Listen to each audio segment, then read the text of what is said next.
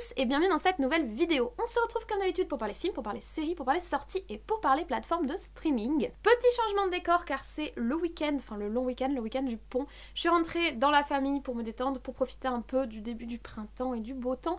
Et il est d'ailleurs fort possible, je voudrais rien spoiler, qu'un petit vlog sorte incessamment sous peu sur la chaîne, peut-être même lundi, voilà. Je ne promets rien, mais c'est fort plausible si j'arrive à terminer la montée d'ici là. Mais en attendant, on se retrouve aujourd'hui pour parler films, pour parler sorties cinéma et pour parler de THE sortie de la semaine, enfin plutôt il y en avait deux. J'avais le choix entre Top Gun Maverick, le nouveau Top Gun, et Les Crimes du futur de Cronenberg. Malheureusement Cronenberg ne proposait pas d'avant-première dans mon cinéma, c'est donc Top Gun qui a gagné cette espèce de duel inexistant du mercredi. On se retrouve donc aujourd'hui pour parler de Top Gun, cette suite qu'on a quand même beaucoup attendue avec une bande-annonce qui faisait très envie sur un film qui est cultissime.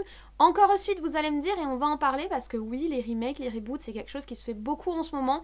Et en plus, cette fois-ci, avec un grand classique du genre. Donc je ne vous en dis pas plus, on se retrouve juste après le générique.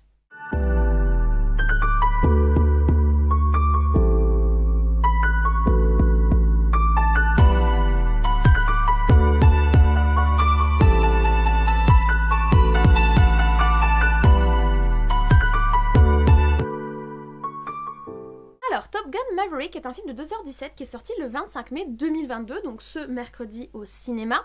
C'est la suite du cultissime Top Gun tout court, qui n'a pas de suite, qui est sorti dans les années 80. C'est un film de type action-aventure, je dirais pas film de guerre pour le coup. C'est un film qui est réalisé par Joseph Kosinski. Alors Joseph Kosinski, il a déjà travaillé avec Tom Cruise puisqu'il a réalisé en 2013 le film Oblivion, qui est, je trouve, un film très sous-coté. Moi, je l'aime beaucoup, ce film. Honnêtement, le film Oblivion, c'est un de mes films favoris de Tom Cruise, je crois. D'ailleurs, petit top 10 sur Tom Cruise, dites-moi en commentaire si ça vous intéresserait, j'y ai pensé, j'ai été tentée, j'avoue, de faire un petit top 10 sur Tom Cruise. Ce serait des choix très difficiles à faire d'ailleurs. Mais Oblivion, voilà, je trouve que c'est un film qui est assez sous-coté, c'est un film de SF, assez particulier avec une très belle esthétique que moi j'ai beaucoup apprécié. Donc ça c'est Joseph Kosinski. Et en 2010 il avait également réalisé Tron l'héritage, donc la suite de Tron. Là par contre j'étais beaucoup moins convaincue.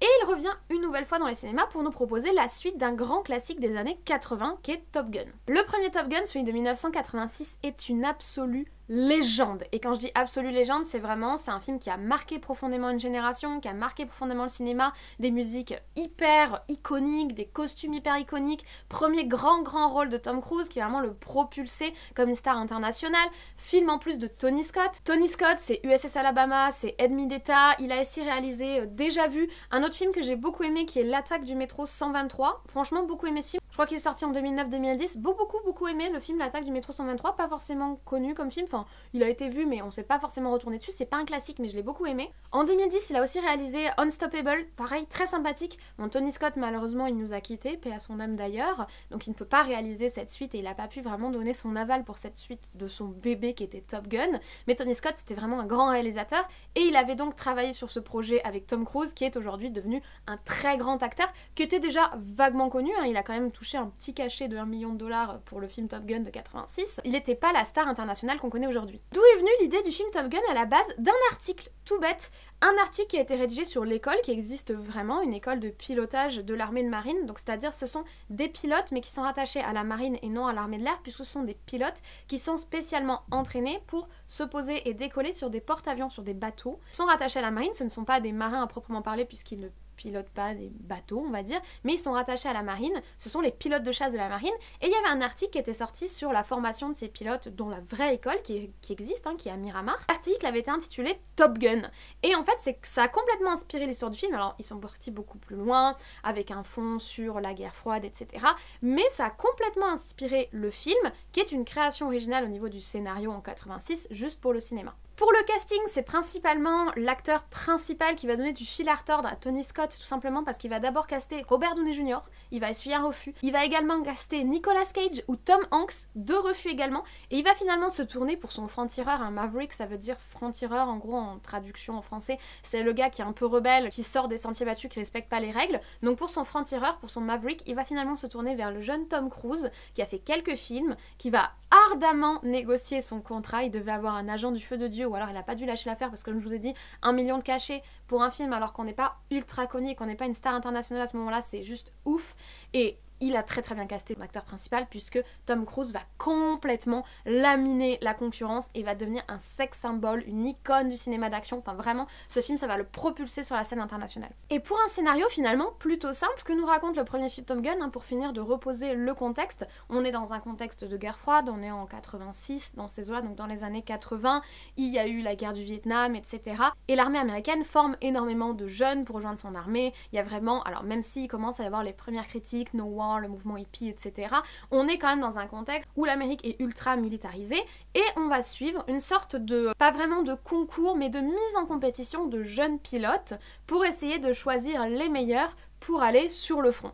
Et en fait, on va retrouver donc notre Maverick. Il faut savoir que tous les pilotes se font appeler par des noms de code. Et les noms de code, c'est pas eux qui les choisissent, c'est des noms qu'on leur donne par rapport à la façon dont ils se comportent. Et nous, on va donc suivre le Maverick, le Tom Cruise, donc Maverick, qui est le franc-tireur, le mec rebelle qui respecte pas les règles, et qui est en fait un as des as. C'est-à-dire que c'est vraiment le fantasme à l'américaine autour de l'armée qu'on avait à l'époque, c'est-à-dire qu'il y avait dans l'armée des espèces de mecs qui étaient au-delà des hiérarchies, au-delà du simple soldat, qui étaient des génies de leur discipline, on va dire, des génies du pilotage d'avion, sniper d'élite, ce genre de choses. On avait vraiment ce fantasme-là qui s'est développé durant toute la guerre froide dans l'armée américaine, dans les autres armées également, mais surtout aux États-Unis. Et ce fantasme-là va s'incarner autour de Tom Cruise et autour de son personnage du Maverick, qui est donc cette espèce de pilote prêt à tout, très bon, excellentissime, qui va se retrouver à se heurter avec sa hiérarchie et qui va tout faire pour essayer d'être sélectionné parmi les meilleurs des meilleurs à l'école Top Gun. En plus du côté rebelle, de l'armement et du côté film d'action extrêmement intense, etc., on a aussi évidemment tout un espèce de côté fan service avec des scènes de volleyball torse nu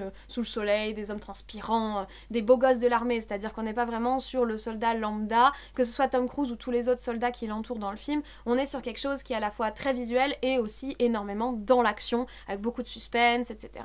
Des morts tragiques qui sont extrêmement iconiques maintenant. Donc le film Top Gun, c'est vraiment un reflet de sa génération, un reflet des années 80 et de ce que pouvait proposer le cinéma américain. C'est d'ailleurs pour ça que c'est devenu un film iconique. Et voilà que 30 ans après, en 2022, un nouveau Top Gun revient à l'écran. Alors, il n'était pas prévu pour 2022 à la base. À la base, il était prévu pour 2020, avant le Covid.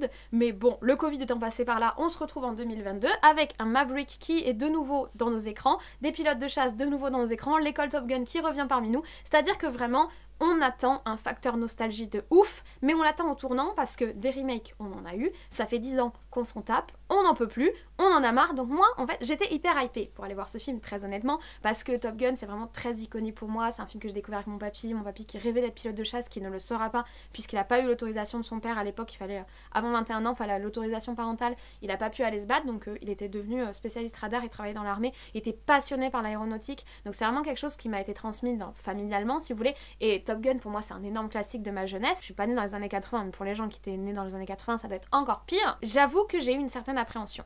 Bon, je me suis dit, c'est validé par Tom Cruise. Tom Cruise, c'est quand même, il est très bon dans ce qu'il fait. Il aime énormément le cinéma, il aime énormément ce qu'il fait. Et il appartient à certaines grandes sagas iconiques que vont être Mission Impossible, que vont être Top Gun. Il fait quand même très attention à son image, il fait très attention dans ce dans quoi il s'engage. Donc j'avoue que le fait que Tom Cruise soit engagé dans ce remake, cette suite plutôt, hein, c'est pas un remake, mais le fait qu'il soit engagé dans cette suite me donnait un petit peu d'espoir par rapport à la qualité de ce qu'on pouvait avoir. J'avais une certaine appréhension de me dire, j'avais peur qu'ils gâchent la licence. J'avais peur qu'ils fassent du mal au film original. J'avais peur qu'ils aillent trop loin. Enfin voilà. J'avais une appréhension de 30 ans après voir une suite de Top Gun. Très honnêtement.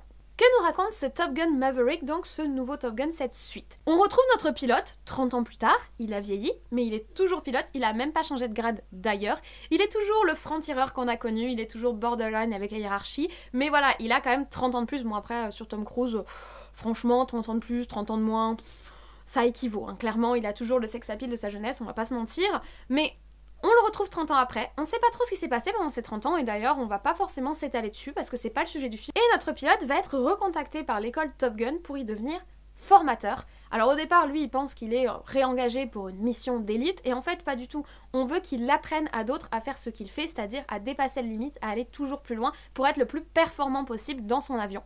Donc on retourne à l'école Top Gun, et on va rencontrer en fait la nouvelle génération de pilotes, comme il l'a été lui il y a 30 ans, et il va essayer de former cette nouvelle génération avec les petits conflits internes, avec les difficultés, avec les tensions avec les hiérarchies, etc., avec le danger aussi, évidemment, et puis avec des scènes de pilotage.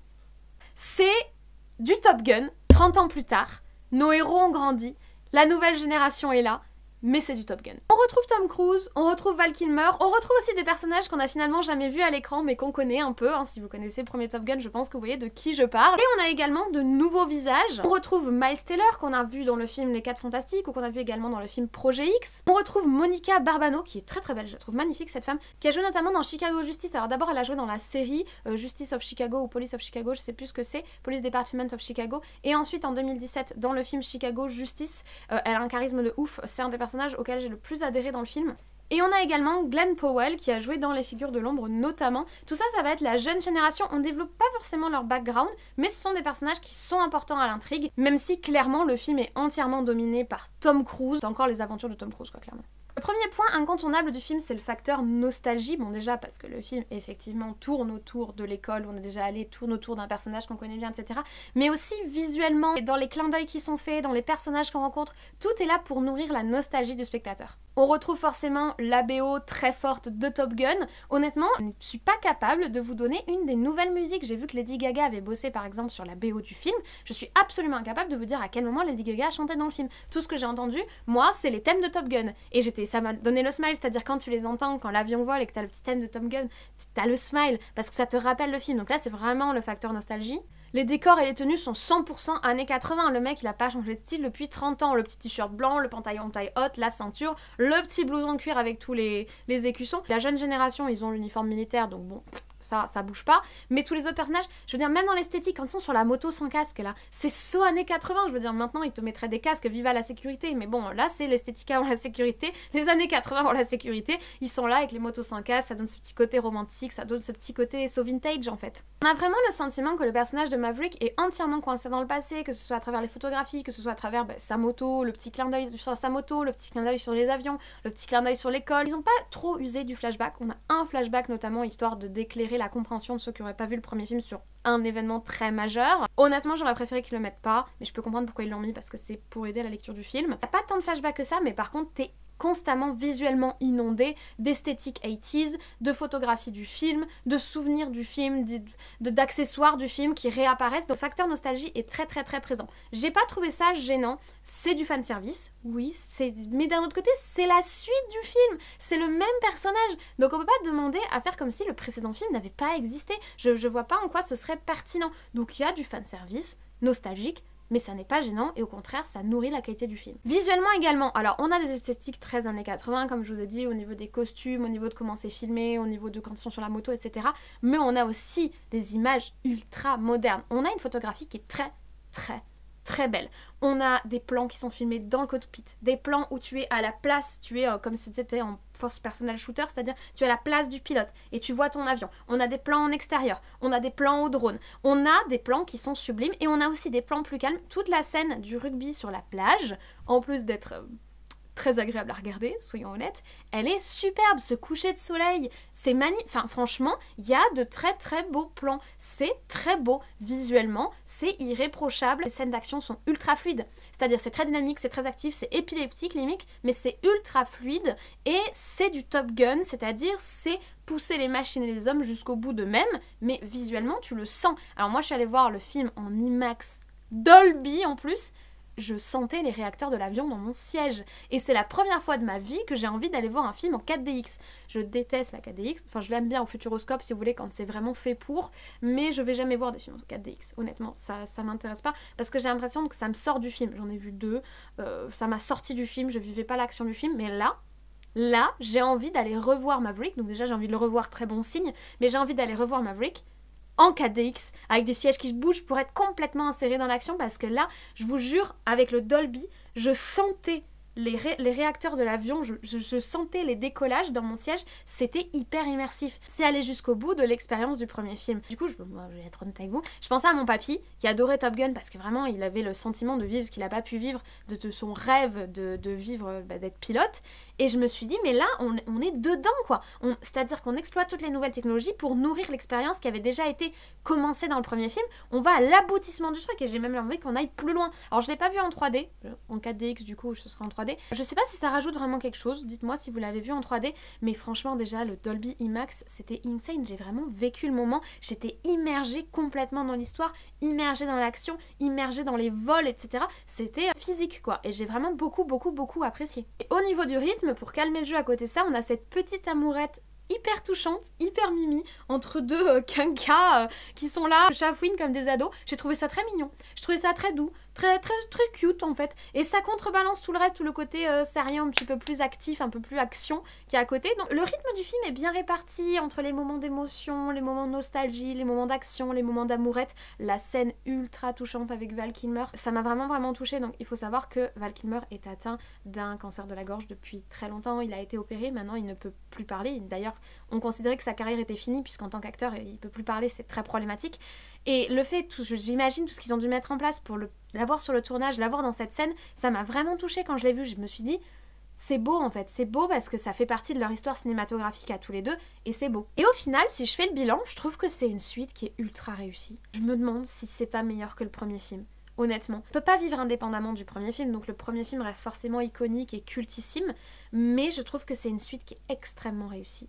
C'est beau, c'est touchant, c'est dynamique, c'est actif, les visuels sont beaux, les costumes sont beaux, c'est bien écrit, c'est simple et efficace, on n'en fait pas trop, on n'essaye pas de tout nous expliquer, on n'essaie pas de répondre. Oui, il y a 30 000 questions qu'on se pose durant le film, parce qu'on nous laisse 30 ans de vide, et 30 ans qu'on comble avec quelques anecdotes par-ci par-là, mais oui, bah, ces personnages ont vécu pendant 30 ans leur vie, et nous on les retrouve 30 ans après, et c'est pas grave! Et c'est même très bien, c'était intelligent de faire ça comme ça, je trouve que c'est une suite qui est très intelligente, très bien faite. La petite intrigue, le petit défi à relever si vous voulez, il est pas trop intense, on n'est pas sur une guerre, machin bidule, gna gna, ils ont pas inventé des trucs, ils se sont pas construits, parce que le premier film Top Gun était basé sur un texte qui était réel. L'Amérique était vraiment en guerre froide, l'école Top Gun existait vraiment, les pilotes étaient vraiment en compétition les uns avec les autres pour être les meilleurs possibles.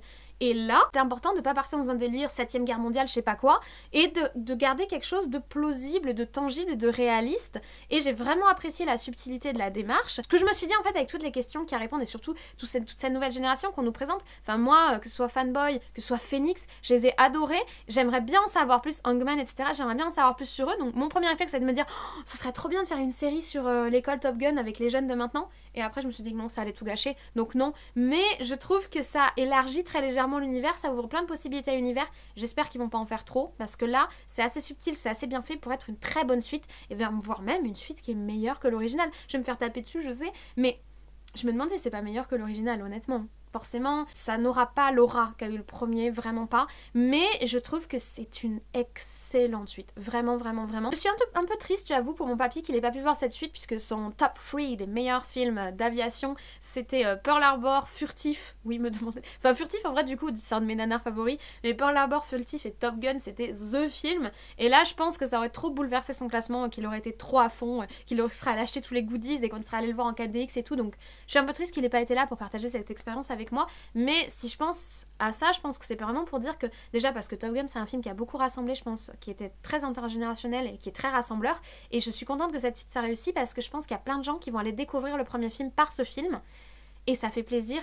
Et ça fait aussi plaisir de voir de très bonnes suites. Voilà, je vous remercie d'avoir écouté cette vidéo jusqu'au bout. Je vous remercie d'avoir suivi cet avis sur Top Gun Maverick, la suite de l'unique, le cultissime Top Gun. N'hésitez pas à laisser un commentaire pour me donner votre avis sur ce film. Est-ce que vous trouvez qu'il est moins bien, mieux que le premier? Est-ce que vous trouvez que c'est une bonne suite? Est-ce que vous êtes allé le voir? Est-ce que vous l'avez vu en 4DX? Franchement, si vous l'avez vu en 4DX, vraiment, je voudrais vos retours. Si vous l'avez vu en 3D également, parce que bon, déjà, Dolby IMAX, je vous dis, c'était super, mais je suis très tentée de me payer un 4DX. Honnêtement, j'évite en général, mais là, ça me fait vraiment envie. Dans tous les cas, si vous avez aimé cette vidéo, comme d'habitude, n'hésitez pas à vous abonner, n'hésitez pas à activer la cloche, n'hésitez pas également à laisser un petit like pour récompenser le travail.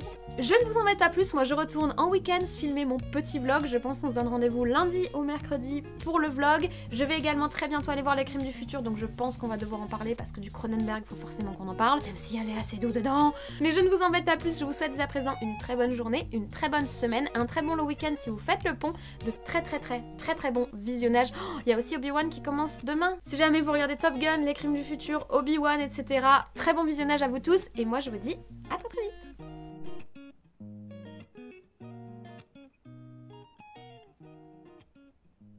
Même s'il y a Léa Seydoux dedans, je vais devoir parler de Léa Seydoux. Ça va être dur. Il y a trop trop de sorties, comment je vais bien pouvoir m'organiser? Je suis censée avoir le top 10 la semaine prochaine. Le top 10, mercredi, les crimes du... Non, le vlog, les crimes du futur, Firestarter, Obi-Wan. Oh.